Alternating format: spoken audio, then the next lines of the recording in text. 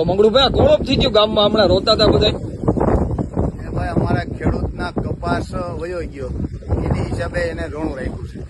આ રોણું એનું છે, કપાસ વયો ગયો ને એનું.